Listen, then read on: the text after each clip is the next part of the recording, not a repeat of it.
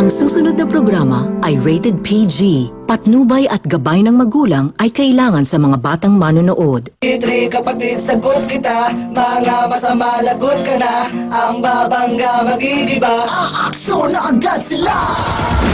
Sa ulo ng bakbakan ngayong gabi, gaano ba ka-safe ang inyong mga anak sa mga public high school? Isang high school student pinukpok ng baril sa ulo sa loob pa mismo ng naturang eskwelahan. Ang salarin, kapwa estudyante.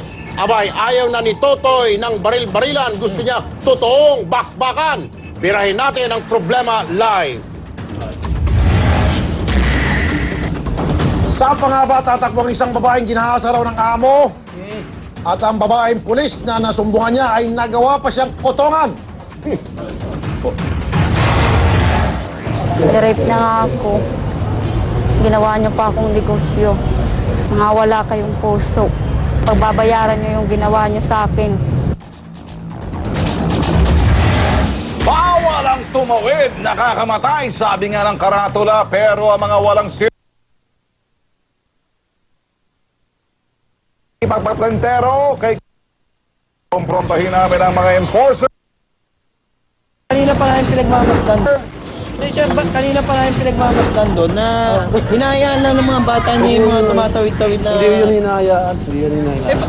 Hindi hinahayaan siya? Hindi yun hinahayaan. Pasensya na. Walang hindi nyo malang tinitikitan ng jaywalking yung mga tao? Walang ticket ng jaywalking kasi na yun. Bakit to? Wala nang issue kasi. Dati merong jaywalking ticket pero wala na yun. Just... Sa bigwas ng T3, mga positibong aksyon sa mga nilapit niyong sumbong, abangan.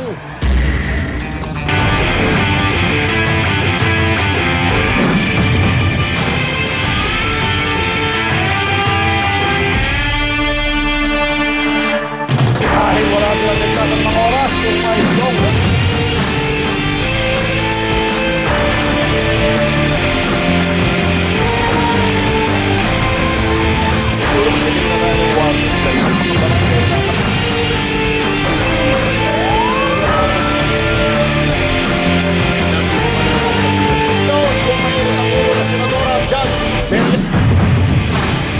Magandang hapon mga kapatid, sabay-sabay mang magsarang bank accounts nila riyan.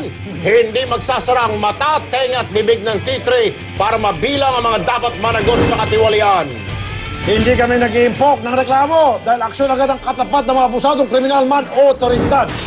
Kaya mga tol, makinig, magbilang isa-isa, lalagapak sa bakbaka na.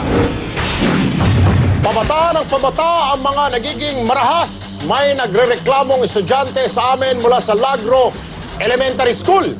Pinukpok siya ng baril ng kaklase sa loob ng kanilang paaralan. Abay, ang tatanga-tangang mga gwardya para hayaang may pasok ang bata ng bata ang armas. Kakausapin natin ang bata po mamaya-maya lamang. Nasa studio na po namin ang batang nagrereklamo para sagutin, nagrereklamo sa amin. Magandang hapon sa iyo, Fernando Javier, right? Hindi, yung principal po yun, sir. Principal. Brian Lagman. Ayun, Brian Lagman. Ikaw ba yun? Okay. Aha. Ano nangyari? Pakita mo yung putok mo sa ulo. Ito nga, ito. Yan yung, ito pa yung, ito. May tama sa ulo. Tingnan natin. May pakita sa Pakita mo sa camera. Kailan ba nangyari yan, Brian? Kahapon. Kahapon po. Anong year ka na nga pala? Fourth year po. Fourth year. Oh. Anong nangyari? Bigla pong lumapit sa akin yung lalaki. Grupo-grupo po kami. Tapos bigla lang po tinutukan dito. Tapos po inampas po ako ng baril. Sa Lagro High School ito? Okay. Sa loob po. Anong oras? Mga 9 a.m. po. Wala ba mga gwardya doon? Hindi ba pag mga eskwelahan may mga inspection sa mga gate? Wala po sir. Wala. Itong estudyante rin ba itong yung pumalo sa iyo ng baril sa ulo? Wala, kalahin mo yan. Para sagutin ang reklamo niya, nasa linya na aming telepono si Dr. Fernando Javier, ang principal ng Lagro High School. Magandang hapon po, Dr. Javier. Dr. Javier, magandang hapon po. Nawala. Dr. Javier? Wala. Naputol. Naputol. Ang problema dito, Tol Ben, lumalabas, wala raw gwardya ang Lagro High School. So labas sa pasok ng mga bata, pwede magdala ng shabu, pwede magdala ng kutsilyo. Kahit papasuka. Pwede. Pasuka. Ito. Dr. Fernando Javier, magandang hapon po. Magandang hapon po rin, sir. Alright, nandito po sa aming studio, itong si Brian Lagman, isa po sa mga estudyante ng Lagro High School. Nagre-reklamo ho siya dahil siya po ay pinukpok ng baril ng isa sa mga estudyante nyo. Wala ho ba kayo mga security guard dyan, Mr. Sir. Javier?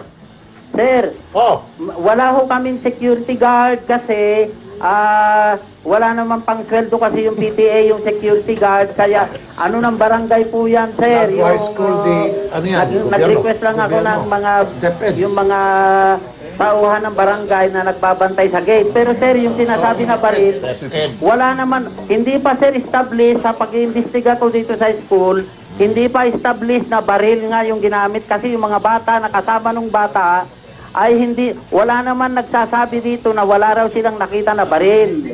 Kaya yung sinasabi na baril, hindi ko ma-establish sir dito. Sabi na lang yung nagre-reklamo, sinabi baril daw, pinampukpok kasi may napulot daw yata na partes ng baril. Hindi, ganito na lang. So, hindi ko... Principal. Kahapon at saka ngayon, tinawag ko yung mga kasama na bata, kasama ng bata niya. Sabi, wala raw naman silang nakita na baril. Hindi daw naman baril. Oy! Tama na, Doc. Sandali lang. DepEd. Oh, Kasi DepEd. sinabi niya walang budget, inamin niya eh. Doc, DepEd talaga. mawalang galang na po. Pag, makinig din ho kayo pag nagsasalita ho kayo. Kasi ho, kagaya niya, tuloy-tuloy ho kayo para kayong tumatakbo sa 100-meter dash. Ay, ayos na ho, Doc. Wala siguro problema sa inyo dahil wala kayong kwarta dyan. Pambayad ng gwardya. Ano po? Kami ho, lilipat na lamang at kakausapin namin ng DepEd. Ano po? Dr. Fernando Javier. Ano po? O ito, nasa linya ng ating telepono si Superintendent Corazon Rubio ng DepEd Quezon City. Magandang hapon po, ma'am. Sige. Ma'am, Corazon, magandang hapon. Yes, Sir Erwin. Yes, ma'am. Good Kamusta na afternoon. po? Opo, may isang estudyante sa Lagro High School na lumapit ho dito ngayon dahil pinukpok siya ng baril o bakal sa ulo ng kapwa kaklase. Ang sabi ng principal, wala raw silang gwardya para mag-monitor sa mga gate at makontrol yung pasok-labas ng mga estudyante, pagdadala ng mga gamit. Wala raw kasing budget, ma'am. Paano ho ito ngayon? Hindi kasi sir, meron pong ilang mga gwardyang nandyan. Kaso nga naman, sa laki ng paaralan, hindi mo naman pa matitingnan, masusubaybayan ng mga bata, di ba? Oo. Laki-laki po ng Lagro. Halimbawa, meron na po silang binabayaran ng mga ano dyan. Yung local government, meron na po kaming mga security guard. Yung po sa national, may ilan din. Kaso talagang kulang naman po sa laki ng school. Wala naman yung hindi kami pwedeng mag-appoint ng mga national item kasi doon sa rationalization. Hello, plan ma'am. po ng Ma'am. ano. Ma'am. Yes, sir. Ma'am, si Ben Tulfo. Ma'am, saan ho para makakuha ng budget? Ito ba'y may say ang lokal na pamahalaan o yung mayor dito? Meron na pong binibigay na budget ang lokal na pamahalaan. Meron na po kaming ilang mga security guard na itinatalaga sa mga school. Bakit po sabi ni Dr. Javier, ma'am, wala raw security guard, mga barangay tanod lang ang Meron po, nagbabantay. kaya lang hindi enough. Minsan nga po, dapat po ang nangyayari nun. Yung PTA po, nung libre pa, nung nakakakolekta po sila, So, dapat doon sa gate man talaga naman sila po security yung guard. nagbabayad Dapat. ng ilang mga dalawa lang. security guard.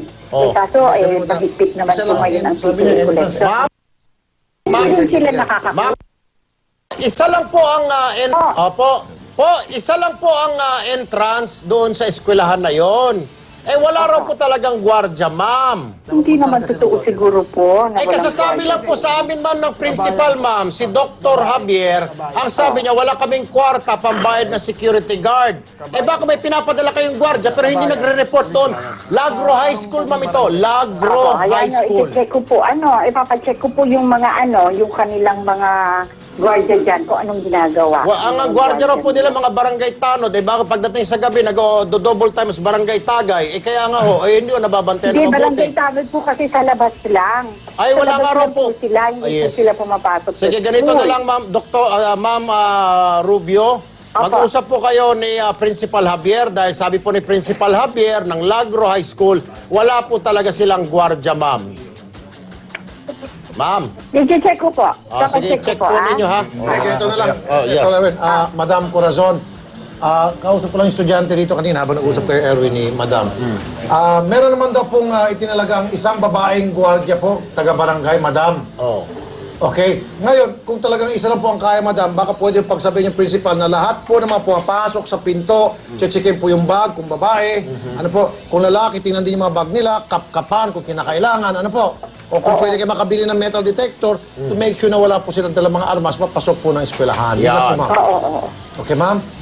Sige po, salamat po sa concern ninyo. No? Alright. Marami pong salamat sa inyo. Okay. Hayaan niyo po.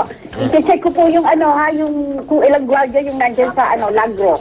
Okay, Papacheck ko po Alright. para madagdagan kung kailangan po. Okay. Sige po. Number 2 siguro, Tol Rap, pag gusto ng mga ng pamilya nitong bata ay magdemanda, demanda mo na lang yung batang pumalo sa'yo ng baril. Identified naman yata. Ilan taon ba yung pamalo sa'yo? 17 po. Nako! Mga minor de edad. Minor. Demanda mong eskwelahan. Kasi unang-una, pananagutan ng eskwelahan ay secure yung Tama. sinasabing pasukan. Yan, ikaw. Para ito maging malinaw na may pananagutan ng lokal na pamahalaan dyan. Ay nanonood sa atin si Mayor Herbert. May say sila dyan, pwede bigyan ng budget yan. Kung sakaling wala ang DepEd, alam ko pag lokal ng pamahalaan, mga national high school, binibigyan niya ng pondo. Maano ba naman yung isang gwardiya lang o dalawang gwardiya? Okay. Di ba? Sige. Sa pagbabalik ng pinaka-astig na programang Takbuhan ng mga naapi at niloloko, isang kawawang babae ang ginahasa di umano ng kanyang amo at ang nalapitan niyang pulis, nagawa pang gawing negosyo siya. Hoy! Kinutongan! Hey! Yan, di namin papalampasin sa T3. Deadmang traffic enforcer sa mga lumalabag sa batas. Ang aming caught in the act. Ang kanyang alibay wala daw panikit. Aba naman, kuya. Bakit naman? Inaantay mo ba talagang mahuli ka ng aming camera? At mga reklamong inilapit sa amin at sa aming agarang aksyon susunod na. Erwin Kerati at Kevin